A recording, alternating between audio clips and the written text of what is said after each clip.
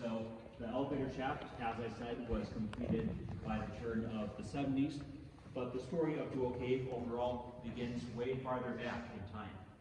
So the story of Jewel Cave begins some 360 million years ago, when we had a shallow ocean in this area with lots of invertebrate animals living in it, such as brachiopods, which resemble seashells, as well as corals and rhinoids, which are also called sea lilies.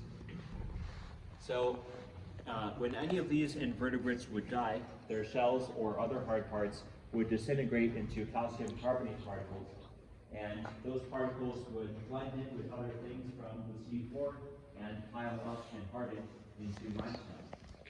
So we have a pretty thick layer of limestone in the Black Hills known as the Paha limestone, and we can see some of that all throughout the ceiling and wall in this room.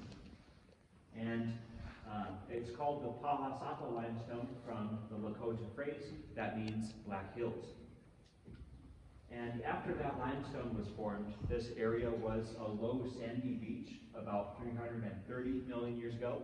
And there were a lot of iron fillings in between the sand grains of that beach. So when those iron fillings would rust over time, it produced the next layer, the Minnelusa sandstone, which, as you can see, is a red color from all that rust. So this is called the Minnelusa sandstone from another Lakota phrase, Minnelusa, which means rapid water, referring to Rapid Creek, where a lot of this is found. And then, if we fast forward to 60 million years ago, we get the Black Hills uplift. So during that time, these older layers of rock were being bent upwards into the Black Hills.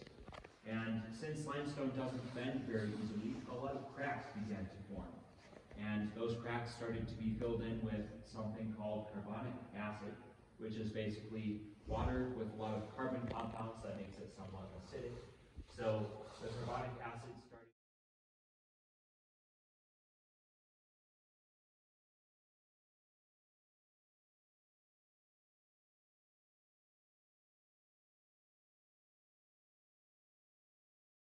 In this part of the cave, I like to talk about the early human history of Jewel Cave. So Jewel Cave, unlike Wind Cave and some other caves throughout the US, probably wasn't known by anybody, not even Native Americans, before 1900. So, like I said, we haven't found any petroglyphs or artifacts of any kind in here, and nobody's ever had any oral stories or traditions about this cave or any names.